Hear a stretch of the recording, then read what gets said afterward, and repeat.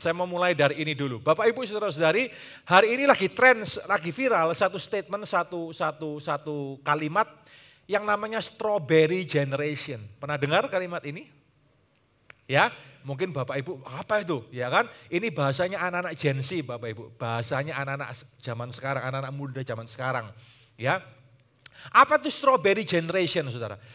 Strawberry generation itu kenapa sampai muncul strawberry generation? Karena dihasilkan oleh strawberry parents. Strawberry mama dan strawberry papa. Maksudnya apa, Saudara? Strawberry itu kan mudah hancur, betul ya? Ya, lembut, lembek, mudah hancur, Saudara. Ini bicara soal mentalitas anak-anak zaman sekarang, ya. Yang muncul karena mentalitas anak-anak Gen Z zaman sekarang, ya, maka dari itu di sini banyak. Kalau saudara adalah anak-anak yang masih baru kuliah dan yang SMA baru, Anda termasuk dalam kalangan Gen Z. Gen Z itu artinya yang lahir tahun 81 ke atas, ya, sampai ya pokoknya yang inilah ya,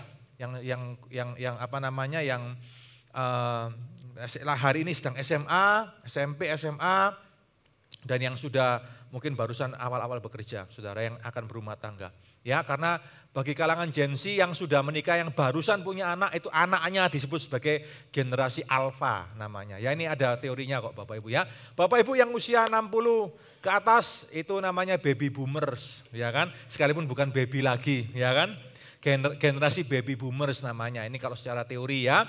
Lalu kemudian yang di bawah itu usia 50-an itu Gen X, ya kan? Generasi X. Ya, yang usia 40-an, 30-40-an itu milenial, ya, generasi milenial. Ya, itu ada tingkatan-tingkatannya ya. Ini enggak penting, enggak usah dibahas Saudara ya. Ini bukan firmannya kembali ya. Oke. Strawberry generation. What is strawberry generation? Generasi yang mudah hancur, mentalnya itu mental remuk, sudah gampang remuk, gampang penyet gitu ya, gampang rusak. Kenapa? Karena dihasilkan oleh strawberry parents. Ya kan, orang tua yang juga strawberry. Orang tua yang juga mudah remuk, mudah hancur, mudah patah mentalitasnya, sehingga kemudian mewariskan mentalitas yang sama kepada anak-anaknya. Ya, dan ini berkaitan juga nanti dengan pola parentingnya, Saudara. Ini bukan pelajaran psikologi atau kuliah psikologi ya. Tapi ini berkaitan dengan hal itu. Ya, ada orang-orang tua yang kepada anak itu ada yang tidak mau tahu dan tidak mau terlibat. Ada, ini sisi satunya, ekstrim satunya, ada yang ekstrim lainnya adalah sangat-sangat otoritatif. Ya kan, terhadap anak. Ya. Yang maunya ingin mengendalikan anak. Ingin mengendalikan anak, menentukan semuanya, dianggap anak itu masih kecil terus, Saudara. Ya kan, bahkan sudah menikah dianggap masih baby terus. Ya memang hati orang tua selalu seperti itulah ya, Bapak Ibu ya. Sekalipun anaknya sudah menikah, kadang buat papa mama itu ya tetap baby forever ya. Tapi nggak sadar itu terbawa. Sehingga anaknya nggak bisa mandiri. Ya, diatur terus, semuanya diatur. Konflik terjadi di sana. Orang tua yang terlalu otoritatif. Ya kan? Nggak rela kehilangan anaknya, lupa bahwa anaknya sudah dewasa, mati, kadang harus dilepas, Saudara. Ini satu sisi. Tapi ada satu sisi yang lain, nggak peduli, ya kan, nggak mau tahu, nggak ada jejak, nggak mau ikut campur dalam kehidupan anak. Terlalu demokratis juga tidak baik, ya kan? Wes terserah, mau apa terserah, ben milih dewe, ya semua terserah, ya. Pak aku suka sama ini terserah, ya kan begitu, Saudara, ya kan? Semua diserahkan, semua terserah anak. Ya kan, itu yang orang tua yang tidak terlibat. Ada orang tua terlalu terlibat dalam ekstrim kiri, ekstrim kanan, Saudara. Ya. Nah, kita seharusnya ada di bagian tengah. Nah, ekstrim kiri, ekstrim kanan ini akan menghasilkan yang namanya strawberry generation tadi, Saudara. Mudah hancur, mudah patah, mudah remuk. Dan inilah masalah yang terjadi di dalam generasi kita hari ini, anak-anak kita hari ini. Ya, coba sambil saya ngomong gini, masing-masing saudara yang belum berkeluarga, mungkin yang masih kuliah atau barusan kerja, coba cek diri sendiri ya, masing-masing ya. Bapak Ibu juga yang sudah berkeluarga lama, mari kita, firman Tuhan akan selalu mengoreksi kita dan akan selalu membetulkan kita sama-sama, semua kita, termasuk saya juga. Amin Bapak Ibu. Ya. Nah, Saudara, dalam kondisi-kondisi seperti ini, hari ini banyak sekali hal-hal, masalah-masalah yang terjadi hari ini, ditambah lagi dengan abad teknologi, dunia media sosial, ada jembatan yang terlalu generational gap generasi yang terlalu jauh antara anak-anak zaman sekarang, anak-anak yang usia Gen Z dengan bapak ibu yang mungkin sudah baby boomers, terlalu jauh. Betul? Buat anak-anak Gen Z, ya buat anak-anak Gen Z yang belasan tahun ini lihat papa mamanya, mungkin enggak usah papa mamanya, mungkin papa mamanya saja dianggap ini terlalu kuno. Ya kan, masa WA aja enggak bisa. Nah itu sudah contohnya. Ya menurut saya kalau WA aja enggak bisa agak kebangetan sih saudara ya. Ya, ini sudah, ya WA aja enggak bisa, ya kan, enggak ngerti Instagram, simple aja ya kan. Ya jangankan punya akun, ya kan, ngerti aja kagak. Dan jadi buat anak-anak Gen Z itu, you are not in my world. Paham Bapak Ibu? Ya, kamu tidak ngerti aku dan tidak ada di generasiku, tidak ada di dalam duniaku. Jadi bahkan orang tua dan anak pun ada sebuah jembatan yang sangat jauh. Sangat jauh. Dari pihak orang tua mungkin merasa bahwa ya aku sudah berjuang untuk hidup, untuk semuanya. Ya, enggak ada waktu lagi untuk disuruh masuk ke dalam duniamu nak. Ya kan? Enggak ada waktu lagi capek untuk belajar Instagram, apalagi suruh joget-joget di TikTok begitu saudara ya kan. Disuruh begitu. Ya, setiap hari aja sudah banting tulang, ya kan? Semua dibanting kalau bisa saudara ya kan? Demi rupiah dan semuanya hanya untuk kamu bisa hidup, hanya untuk kamu bisa sekolah. Tapi itu tidak ada dalam pikiran anak-anak kita. Betul saudara? Pemikirannya sendiri-sendiri. Orang-orang tua punya pikirannya sendiri, anak-anak Gen Z punya pikirannya sendiri. Ada generational gap yang begitu jauh. Sehingga apa saudara? Ini potensi konflik nih, nggak nyambung nih. Nggak nyambung. Ya kan? Nggak nyambung. Sehingga yang satu merasa orang tuaku terlalu kuno dan you are not in my world dan ya sudahlah aku punya pikiranku sendiri. Dia punya cara sendiri untuk menghadap. Dia pikir, anak-anak Gen Z pikir bahwa caranya, pemikirannya semuanya adalah yang paling relevan, paling modern dan itu berguna bagi dia untuk menjalani kehidupan dia, memilih keputusan-keputusan dalam kehidupannya. Lupa bahwa dia belum cukup makan asam garam kehidupan. Halo? Dia belum menjalani jalan yang dijalani oleh orang tuanya. Satu sisi, orang tua juga lupa bahwa anaknya sudah berbeda, generasi sudah berbeda, era sudah berbeda, cara sudah berbeda, Bapak Ibu. Ya, cara Bapak Ibu dulu dibesarkan oleh orang tua Bapak Ibu sudah sangat jauh berbeda dengan apa yang ada dengan cara anak-anak saudara hari ini dibesarkan. Ya, saudara, maka dari itu saya juga ngomong dengan beberapa pihak, semua materi tentang parenting di gereja mungkin harus dipikirkan ulang, dibongkar ulang karena situasi zamannya sudah berbeda hari ini. Bapak Ibu usia baby boomers, Gen X, ya kan, milenial tadi, ketika Anda menikah maka orang tua Anda akan bicara bahwa yang penting tuh punya rumah dulu. Semua betul saudara? Ya, harus itu dulu tujuan utama. Begitu. Anak Gen Z enggak begitu loh. They don't care. Betul loh saudara? Ini saya ngomong secara umum ya. Secara umum ya. Anak Gen Z sekarang enggak peduli. Mereka lebih pintar, lebih bisa mikir saudara. Buat apa punya rumah? Mereka akan hitung-hitungan. Lebih baik kontrak dulu. Dengan kontrak sekian, lebih uangku tak buat ini, tak buat itu dulu. Kriternya lebih besar. Daripada harus nanti nyicil KPR belum iuran apa namanya? Ya bulanannya, ya belum DP-nya dan semuanya. Ya kan buat apa? Saudara beda loh. Mereka tidak mikir seperti itu. They want to enjoy life. Jadi pemikirannya orang tua begitu, ini baru satu contoh loh Bapak Ibu ya. Pemikiran anak-anak begitu berbeda kan? Potensi konflik. Bentur di tengah. Bentur di tengah. Orang tua pikir, kamu kok enggak mikir masa depan. Betul saudara? Kamu enggak mikir masa depan, kamu enggak mikir what's in your mind, apa sih dalam pikiranmu. Loh beda Bapak Ibu, era berbeda. Yang satu mikir, ya I know what I'm doing. Loh kan saudara, I know my life, I know what I'm doing, get away from my life. Ini anak-anak kita ngomong begitu loh kalau mereka mau jujur. Lepaskan tanganmu mama papa dari hidupku lah. Kelihatannya jargonnya luar biasa ya, tapi nek dilepas kebetulan belum tahu saudara, babak belur di belakang. Nah, orang tua masih sabar ya saudara ya. Orang tua masih sabar menghadapi begini. Beda memang. Ya, berbeda. Nah, apa yang bisa menyatukan ini saudara? Ini Clash ini. Kalau dibiarkan ini saudara, itu kayak film The Clash of the Titans ini. Wah, ya kan? Tier. Bagaimana ini bisa seperti belum nanti ini baru tadi ya, belum nanti kalau sudah bicara masalah cinta. Beda saudara, ya kan? Belum lagi nanti masalah cinta, jatuh cinta, mulai mikir masalah pasangan hidup, ya kan? Yang satu bilang, ya, yang seorang tua bilang kepada anaknya, berdasar apa? Berdasar bagaimana cara bapak ibu dulu dibesarkan sama orang tua, betul? Mikir dulu, selidiki dulu, betul saudara? Bibit bobot bebetnya, ya kan? Lihat dulu orangnya, jangan cepet-cepet, sing sabar. Oh, ya, zaman edan Pak, gak edan orang keduman Pak. Nah begitu saudara.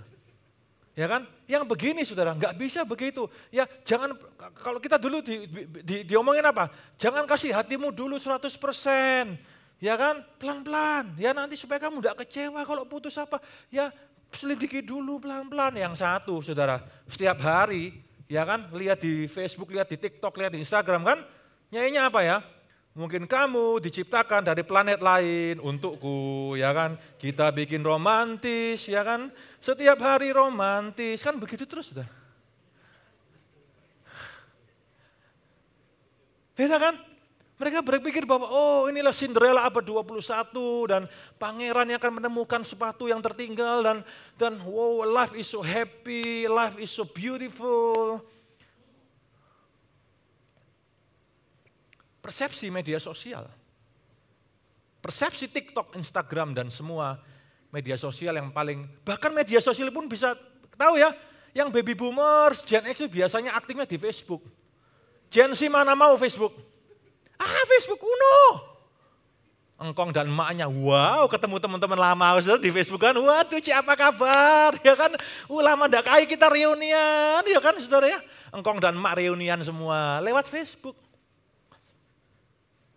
Anak-anak Gen Z, TikTok men, ya kan? Mereka mengaktualisasi lewat TikTok. Yang milenial Gen X Instagram biasanya saudara. TikTok, algoritmanya lebih ganas, betul nggak saudara?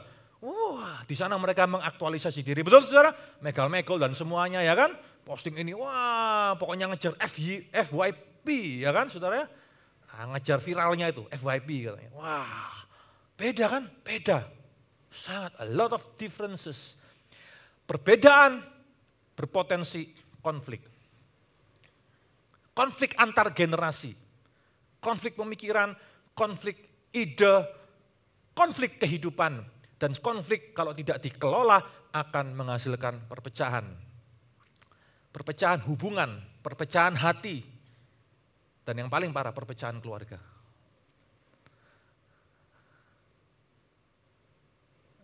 Bapak Ibu Saudara-saudari, memang dunia kita sudah berbeda. Maka dari itu pesan firman, saya percaya pesan firman tetap relevan untuk setiap generasi, untuk setiap perbedaan-perbedaan, perubahan-perubahan yang ada di dalam setiap generasi ini. Amin. Cuman caranya yang harus kita ubah, prinsipnya tidak boleh diubah, caranya yang harus kita sesuaikan. Amin Bapak Ibu. Ya, oleh karena itu ya yang di golongan tadi di sini tidak bisa, jangan suruh papa mama berubah. Kamu yang muda yang harus mengerti orang tua, tidak bisa begitu lagi. Mereka, mari saya mau katakan yang jujur ya, mereka tidak akan pernah mengerti. Maaf saya harus katakan ini. Bapak ibu orang tua, ya yang generasi Gen X dan baby boomers ini, mengharapkan mereka berubah mengerti orang tua. Kalau orang Jawa dulu ngomong peribahasanya itu ngenteni asu sunat katanya saudara. Apa itu? Ya kan peribahasa dulu orang Jawa itu. Enggak akan terjadi. Betul? Enggak bisa. Cara mereka menghormati tidak lagi yang seperti Bapak Ibu harapkan. Datang kepada orang tua, rajin mengunjungi orang tua, ya kan? Ya seperti yang cara Bapak Ibu dibesarkan ketika Anda menghormati orang tua Anda mungkin yang hari ini masih ada atau mungkin sudah dipanggil Tuhan, ya kan dulu. Tidak bisa. Anda tidak bisa mengharapkan anak Anda datang, ya kan, bawa makanan kepada Anda, ya kan, dan menghormati Anda dengan apa, bagaimana di depan teman-teman Bapak Ibu, mereka menunjukkan hormat. Enggak, anak sekarang enggak begitu, saudara. Karena mereka punya persepsi tentang penghormatan itu tidak seperti itu. Mungkin ketika mereka ketemu dengan teman-teman Bapak Ibu akan ngelewes saja, enggak disapa. Betul enggak? Enggak disapa. Kenapa? Karena buat mereka penghormatan tidak itu artificial, tidak perlu penghormatan seperti itu. Anak-anak muda punya mindsetnya sendiri tentang apa itu penghormatan. Mereka tidak akan bawakan makanan kepada papa mamanya, so what for? Pikiran mereka berbeda. Papa mamaku bisa beli makanan sendiri kok. Nah, karena supaya ini tidak clash, ya kan? Maka wasitnya haruslah firman Tuhan. Amin. Amin. Wasitlah harus firman Tuhan. Anak-anak di sini yang Gen Z, yang masih kuliah, baru bekerja, percayakah bahwa firman Tuhan itu relevan? Amin. Maka harus semuanya back to the Bible. Ya, back to the Bible. Bapak Ibu juga yang Gen X, yang baby boomers harus kembali juga kepada Alkitab. Era boleh berubah, tapi Alkitab tidak berubah dulu, sekarang, sampai selama-lamanya. Amin Bapak Ibu Saudara-saudari. Ya, dalam kitab 1 Petrus pasal 3 diceritakan tentang bagaimana hubungan suami istri seharusnya. Ya, kalau kita perhatikan di dalam pasal 3 ayat 1 sampai yang ke-7, di sana dibahas mengenai bagaimana suami kepada istri kepada suami. Ya, dalam konteks itu. Tetapi nanti di ayat yang ke-8 berubah. Bukan lagi kepada suami dan istri saja, tapi kepada yang lebih luas. Oke? Relasinya kepada yang lebih luas, kepada orang tua, kepada yang lain. Bagaimana seharusnya kita bersikap dan kita memperlakukan generasi yang ada di atas kita atau di bawah kita. Maka dari itu yang namanya intergenerational ministry, pelayanan antar generasi, ya kan, itu indah di dalam teori, tetapi struggling mungkin di dalam prakteknya. Karena beda, saudara. Ya kan, pemikiran berbeda, daya kecepatan berbeda. Ya kan, yang generation yang X dan baby boomers ini maunya yang pelan-pelan saja, betul nggak? Slow, ya kan? Alon-alon, waton, kelakon. Tenang aja, pelan-pelan dulu. Ya, pasti nanti sampai ke tanah perjanjian. Loh iya sampai Pak, ya 100 tahun baru sampai, saudara ya. Bangsa Israel aja 40 tahun, kita perlu 100 tahun. Anak-anak sekarang enggak bisa suruh alon-alon, waton, kelakon, saudara. Enggak bisa, persepsinya sudah berubah. Untuk mencapai tanah perjanjian, tidak boleh lagi 40 tahun. Ya, harus secepat mungkin. Untuk FYP tadi harus secepat mungkin. Anak-anak sekarang itulah strawberry generation. Ya kan? Kalau bisa cepat punya, cepat kaya, cepat ini, cepat itu, cepat semuanya. Nah, ini bahaya kalau tidak dipagari dan dijaga dengan firman Tuhan, yang ini bisa bahaya, saudara. Ya kan? Bisa terjadi banyak ekses nanti ke depan ini. Ya, maka kalau nanti pemerintah keluar 2045 ada bonus demografi apa macam-macam, tunggu dulu. Bonus demografi yang mana dulu? Ya, tahukah saudara hari ini yang ketangkep sama KPK itu karena kasus korupsi dan semuanya itu mulai bukan lagi generation yang baby boomers yang X loh ya. Ini mulai yang milenial yang masuk penjara ini. Halo? Mulai nanti yang Gen X yang bisa masuk penjara ini, saudara. Kenapa? Melegalkan segala cara demi cepat. Betul? Lihat aja kasus kalau Anda perhatikan kasus yang muncul di berita-berita itu, yang suami artis tuh, saudara. Itu masuk, itu generationnya sudah milenial itu. Luar biasa. Anak-anak sekarang lebih pinter, cepat pinter, lebih lihai, cepat lihai, lebih cerdik, cepat cerdik. Tapi kalau tidak dijaga dengan firman, jadinya bisa kacau balau. Amin, saudara. Ya, oleh karena itu mari kita sadari mari kita kembali. Saudara, kita lihat dulu, 1 Petrus pasal 3 ayat 1 sampai yang ke-7, Alkitab mengajarkan bagaimana suami harus memperlakukan istri, istri harus memperlakukan suami. Tadi pagi saya katakan bahwa ini adalah equal partnership.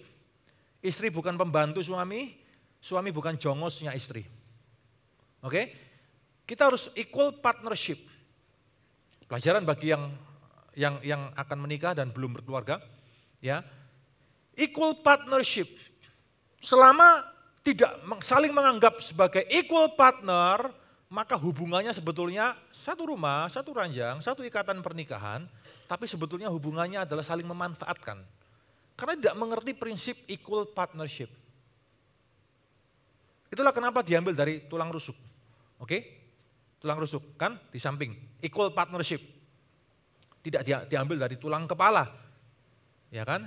Tapi juga tidak diambil dari tulang di kaki, Saudara, tapi equal partnership. Ayat 1 sampai ayat 7 mengatakan demikian.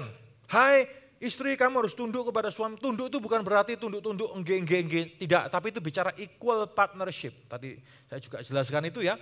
Suami juga, di ayat ke-7 dikatakan suami hiduplah bijaksana dengan istrimu sebagai kaum yang lebih lemah secara fisik, memang lebih lemah. Hormatilah mereka sebagai sesama ahli waris anugerah kehidupan. Nah ini juga. Sesama ahli waris anugerah kehidupan. Itu equal partnership. Supaya doamu jangan terhalang. Ini dulu. Ini pelajaran penting buat semua kita dan juga bagi saudara yang belum berkeluarga sebagai bekal. Tahukah saudara ada opa-oma usia 70 tahun, 75 tahun, tapi kalau bertengkar piring masih terbang. Sendok garpu juga masih terbang. Ada.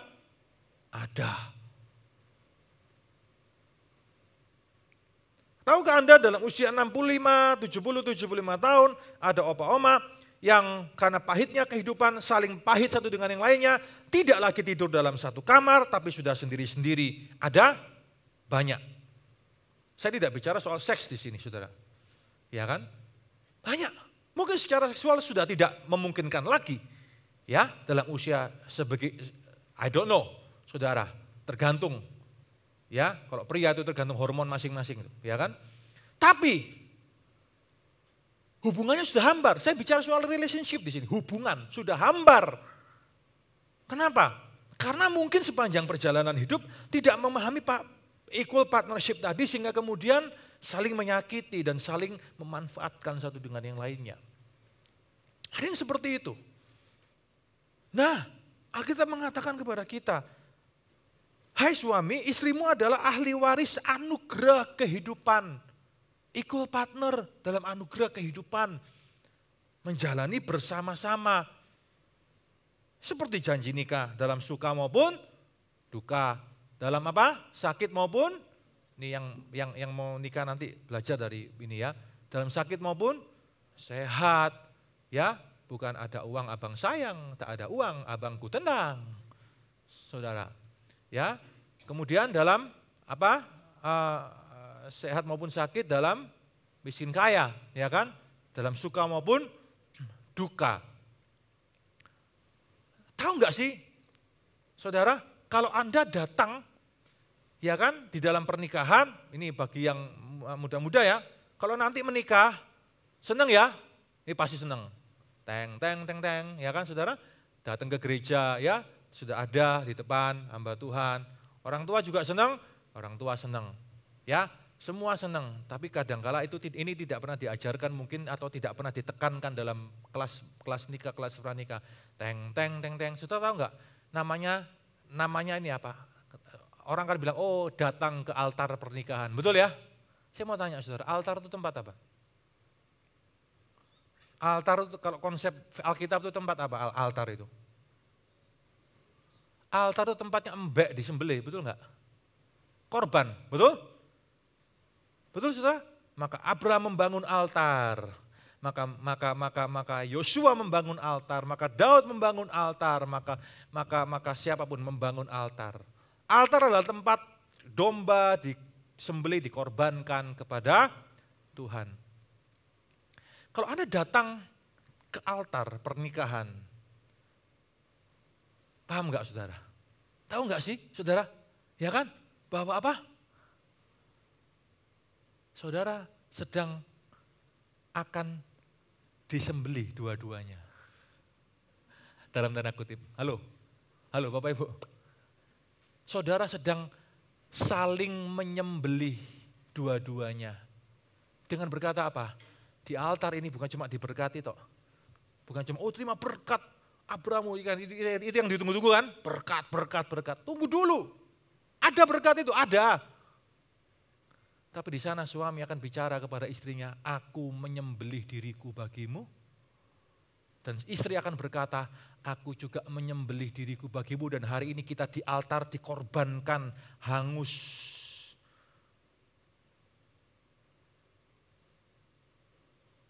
Maka Paulus ngomong ini, dalam konsep ini Paulus ngomong begini, hidupku bukannya aku lagi, tapi Kristus yang hidup di dalam aku. Suami akan berkata kepada istrinya, hidupku bukan aku lagi, tapi aku akan berkorban untukmu. Istri akan berkata sama, aku akan berkorban untukmu. Bukan cuma tukar cincin, kalau tukar cincin aja gampang, surat cincin bisa dibuat di mana-mana. Halo? Betul? Belum tentu juga asli. Ada pengantin lupa bawa cincin, ada loh. Jangan sampai nanti lupa bawa cincin ya. Bingung, pakai cincin pendetanya dipinjem. Saya pernah dipinjem cincinnya, saudara, terpaksa sama istri saya sekali tuh, ya kan? Ya, enggak apa-apa, ketimbang gimana saudara ya kan? Pinjem cincinnya pendetanya saudara, ya, bagus juga sekali ya.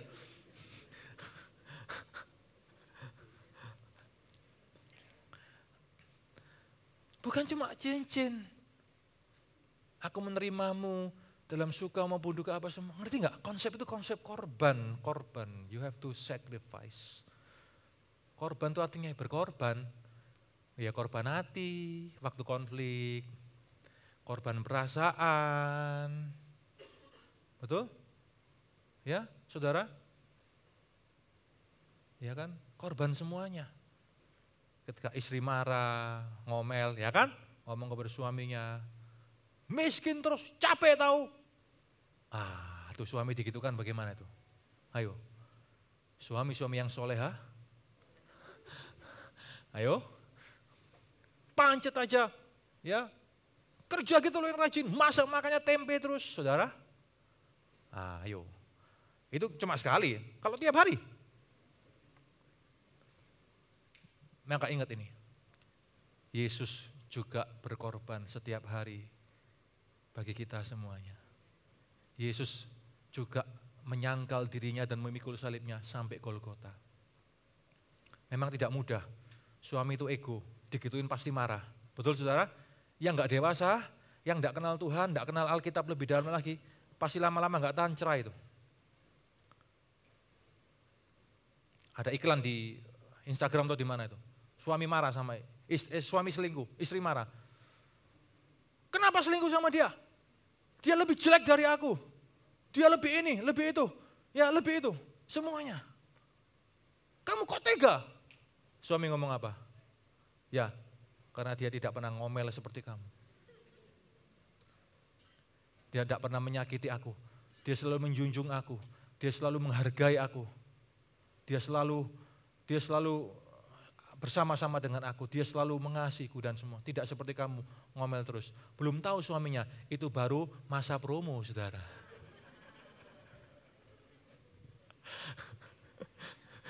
Kalau masa promo sudah habis, Lucifernya muncul.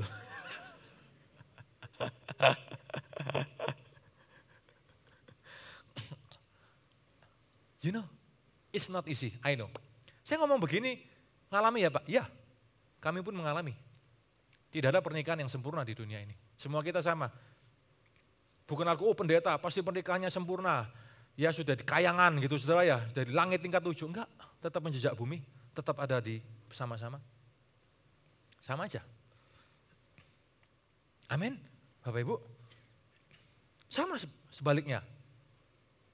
Apalagi kalau suami yang ngomong begitu sama istri. Hati-hati saudara. Ya kan? Itu mudah pecah, mudah perasaan kan, mudah tergores. Hati-hati saudara. That's why Tuhan mau untuk kita selalu lihat kepada Kristus, lihat kepada Yesus. Kerelaannya untuk selalu berkorban, kerelaannya untuk selalu siap untuk berkorban. Selalu siap untuk memberikan yang terbaik di dalam ketidaksempurnaan kita. Iya Pak, Kristus kan sempurna. Iya, karena Kristus sempurna makanya dia adalah contoh yang terindah dan terbaik untuk kita semuanya. Amin Bapak Ibu. Itu kan pengertiannya, lama-lama kita semakin hari semakin jadi seperti Yesus. Maka pernikahan juga adalah salah satu cara Tuhan untuk membawa kita semakin hari menjadi semakin seperti Yesus. Kalau hari ini kita mungkin sudah tidak ada lagi istri atau suami, ajarkan kepada anak-anak. Atau mungkin bapak ibu yang sudah punya cucu, kepada cucu. Supaya mereka bisa memiliki pernikahan yang mungkin lebih baik daripada pengalaman yang pernah kita miliki. Amin saudara. Nah di ayat yang ke-8 lalu dikatakan seperti ini.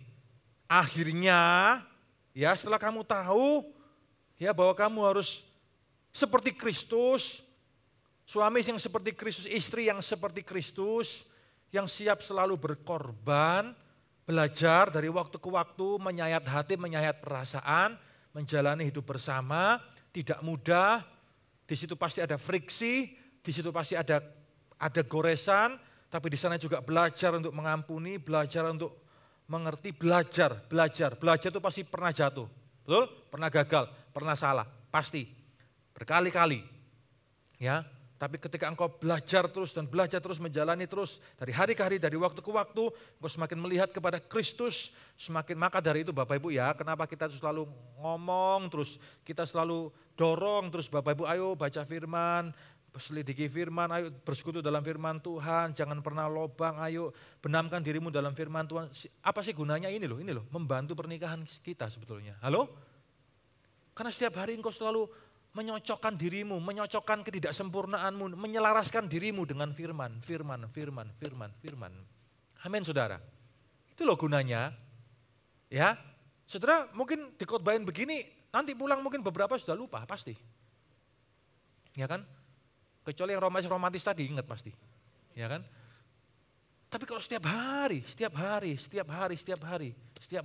engkau tidak akan pernah lupakan firman ini. Amin. Akhirnya hendaklah kamu apa? Nah, kamu itu seia. Yang generasi-generasi berbeda tadi, ya. Yang generasi tua, generasi muda tadi, generasi senior dengan generasi yang muda tadi, hendaklah kamu semua seia, sekata, seperasaan, mengasihi saudara-saudara, penyayang dan rendah hati, yang mudah belajar untuk mengerti. Ya memang opa oma atau mamamu sudah terbentuk seperti itu oleh karena kehidupan, oleh karena faktor asuh, pola asuh dan semuanya. You have to learn to understand. Belajar untuk mengerti, belajar untuk bijaksana, belajar untuk punya pemikiran yang lebih panjang, lebih dalam lagi. Bahwa memang eramu berbeda dengan era orang tuamu, dengan era opa omamu. Memang berbeda dan tidak mudah, kesukaan berbeda. Opa oma mungkin sukanya beda, sukanya lagunya masih zaman-zaman widuri. Kan begitu saudara? Elok bagai rembulan, oh sayang. Kan begitu tuh lagunya opa oma waktu pacaran mungkin masih lagunya begitu saudara. Ya kan? Papa mamu beda lagi, papa mamu seeranya hao xiang. Itu era papa mamamu, eramu beda lagi, eramu yang tadi itu. Kita bikin romantis kan begitu saudara. Beda-beda. Tapi Alkitab ngomong apa? Penyayang, rendah hati, seperasaan, mengasihi. Amin. Belajar untuk memahami. Belajar untuk apa? Memahami. Belajar untuk memahami. Tidak mudah. Generational gap itu tidak mudah. Tapi belajar. Alkitab ngomong begitu ya. Janganlah membalas kejahatan dengan apa? Kejahatan. You can be a better, not bitter. Anak-anak muda. You can be better. Suatu saat kau akan jadi papa mama yang lebih baik. Suatu saat kau akan jadi opa oma yang lebih baik. Ketika kau menghadapi sesuatu, ketika kau menghadapi kelas dalam keluarga, ketika kau menghadapi persoalan dalam keluargamu, hubunganmu dengan orang tua atau dengan opa oma dengan semuanya. Kau punya dua pilihan, you can be bitter or you can be better. Pilihlah untuk jadi better, lebih baik bukan jadi bitter atau pahit. Halo? Amin. Bapak Ibu juga ketika Anda mengalami clash dengan anak, ketika Anda mengalami clash mungkin dengan cucu dan semuanya, you can be better or you can be bitter. Kalau pahit, nambah pahit, nambah penyakit dong saudara. Ya, but you can be better. A better mama, better papa, better akung, better apa satunya? Ama.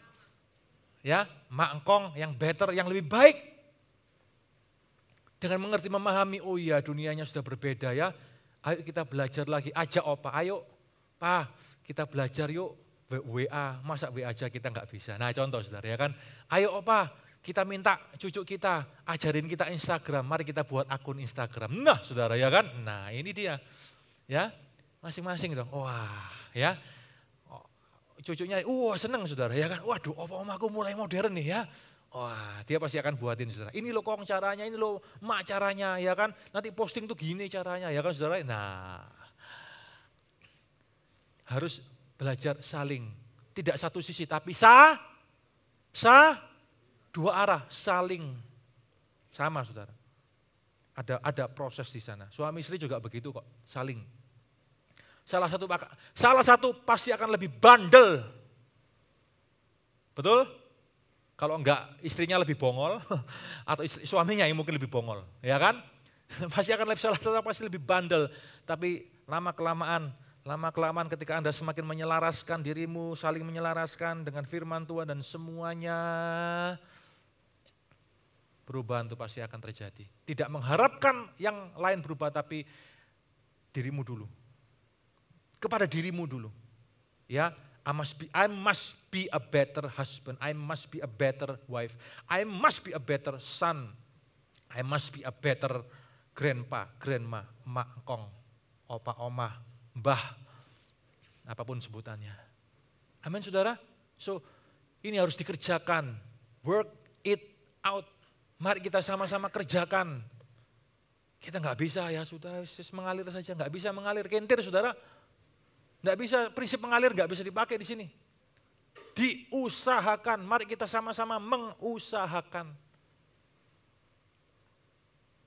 Ya kan?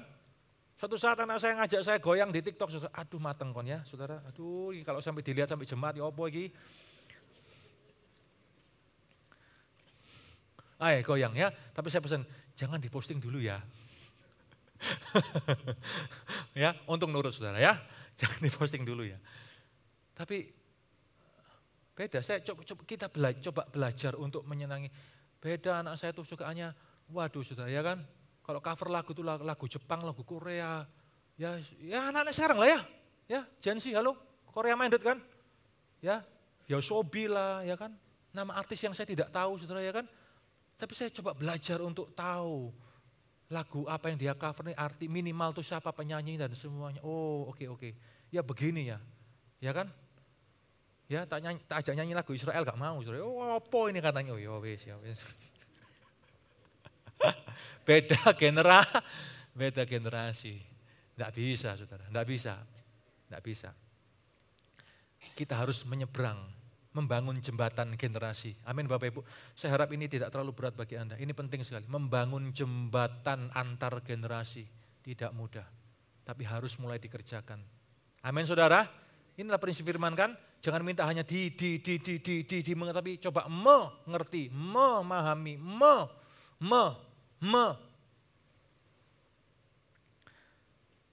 Sedikit lagi ya. Atau caci maki dengan caci maki, jangan balas caci maki dengan caci maki. Kalau bertengkar caci makinya hati-hati loh ya, enggak selesai ya kan. Oh aku elek, kau elek ya, jangan ngomong elek karena sama-sama eleknya saudara ya kan.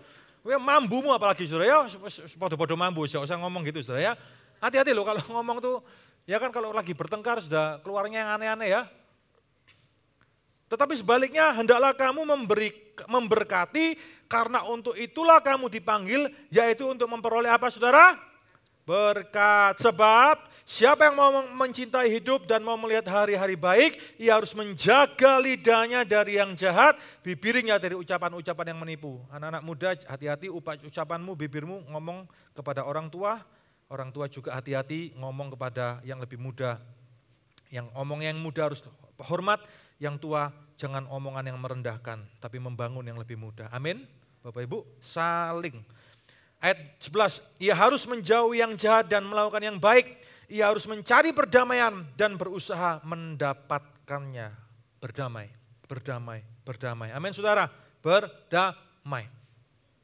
Sebab mata Tuhan tertuju kepada orang-orang benar, telinganya kepada permohonan mereka, tapi wajah Tuhan menentang orang-orang yang berbuat jahat. Mari hari ini kita lihat kepada Kristus, kita melihat kepada firman yang adalah firman Kristus sendiri. Dan mari kita berubah bersama-sama. Amin Bapak Ibu. Baby Boomers, Gen X, Millennial, Gen Z, Gen Alpha, dan Gen lainnya yang akan muncul nanti. Saudara kita nggak tahu namanya apa lagi. Mari kita berkaca kepada Alkitab yang adalah firman Allah. Amin.